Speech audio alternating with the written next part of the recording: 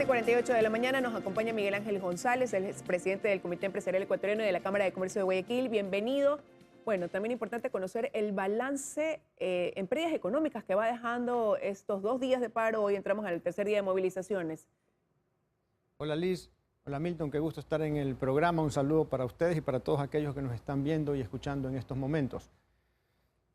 Balances son pérdidas y es triste decirlo, ¿no? Si tomamos en cuenta estos 2 días, se hacen estimaciones de más o menos 20 millones de dólares de pérdidas en ventas.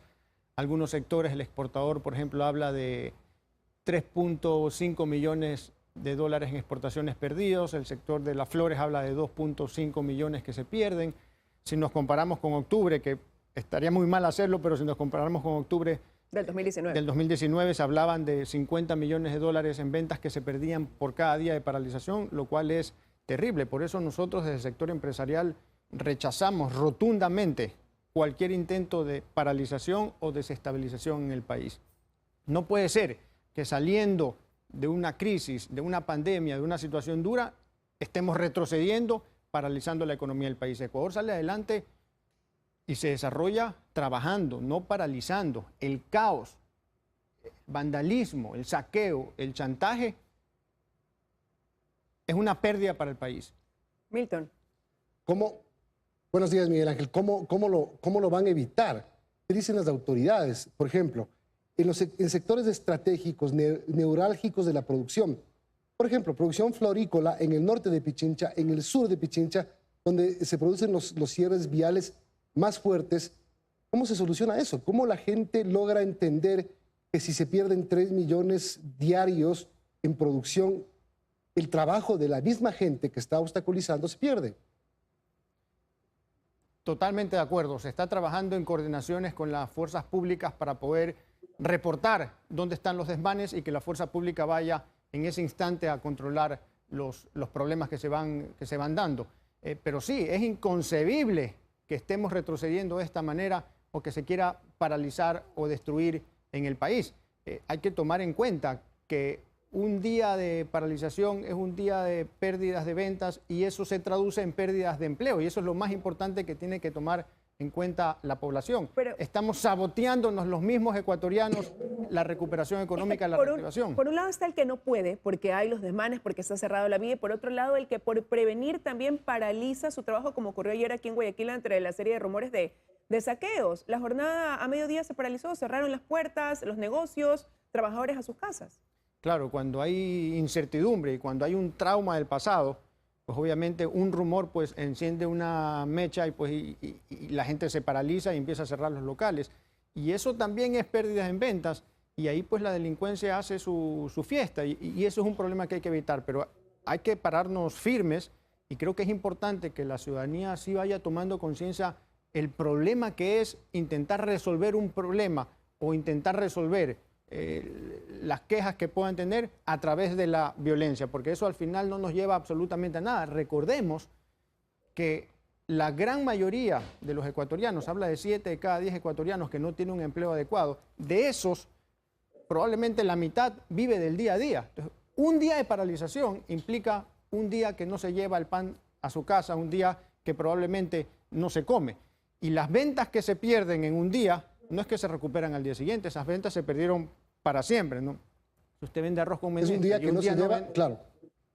Sí, si usted vende arroz con menestra y un día no lo vende, no lo puede vender al día siguiente de nuevo, sino simplemente se pierde. O si llega más caro, ese es el problema, porque se está empezando a ver que los mercados, como tienen que hacer transbordos para poder llegar con las hortalizas, con las frutas, con los alimentos en general, le suben el precio al consumidor final. Eso por una parte, Miguel Ángel, y por la otra usted dice, hay que pararnos firmes. ¿Qué significa pararse firmes? Bueno, primero rechazamos enfáticamente esta situación, respaldamos a las fuerzas del orden, a la fuerza pública y hacemos un llamado a las autoridades a que se aplique todo el peso de la ley a toda persona que quiera atentar contra la vida, contra la salud, contra la integridad o contra la democracia y el Estado de Derecho en nuestro país. Al final no podemos permitir que se repita un octubre del 2019, no podemos retroceder en la recuperación económica. El país, para resolver los conflictos, tiene que aprender a dialogar y a acordar. no a paralizar o a desestabilizar, porque la inestabilidad es la peor enemiga de la prosperidad. Y algo que estamos seguros es que la gran mayoría de los ecuatorianos quiere prosperidad para este Sí, país. pero ante eso, ¿qué esperan? ¿Qué demandan? Porque lo cierto es que el gobierno abrió la puerta al diálogo y oídos sordos. Ustedes ayer hacían este llamado también a la paz, a la protesta social, y hoy vemos cómo continúan bloqueadas las carreteras. A quienes ustedes les hacen el llamado no están dando la respuesta que esperan. Bueno, el gobierno ha venido respondiendo, la policía ha venido respondiendo rápidamente. Aquí en Guayas, en la sierra, pues se han visto más los desmanes, pero se entiende que se está trabajando en conjunto para reportarlo. Pero también se está intensificando la violencia dentro de estas movilizaciones y lo hemos visto, sobre todo en la sierra del país. Sí, es preocupante y definitivamente hay que trabajar y toda la ciudadanía debería pronunciarse y rechazar, porque obviamente estamos hablando de una minoría que está queriendo imponerle a una gran mayoría. Y cuando de una u otra manera las acciones de unos atentan contra la libertad o contra los derechos de otros, eso es delinquir. Y por eso hay que llamarlo con nombre y apellido.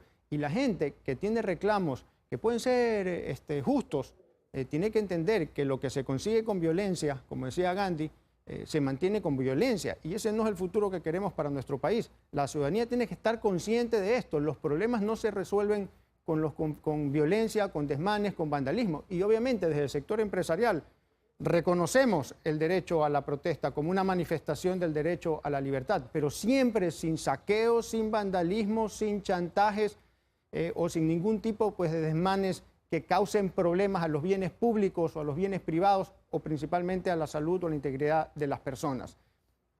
Hay que diferenciar muy bien. Una cosa es la protesta social, lo cual es legítima, y otra cosa son los intentos de desestabilización con agenda política o con vandalismo que se disfraza de protesta social. Claro, no es lo mismo el derecho a la protesta que el derecho a te saqueo, el derecho a te agredo, el derecho a no te dejo trabajar. Eso no existe. ¿Cómo van a hacer? ¿Qué piensan, qué solución le piensan dar o buscar? Por ejemplo, los floricultores ya bastante han tenido con la guerra en Ucrania, el San Valentín y todo lo que ha pasado, que no han podido. Hoy bloqueados. Con los bananeros, por ejemplo. Le doy ejemplo de dos sectores más complicados de la cuenta. ¿Qué pasa con el resto? ¿Cómo lo van a hacer?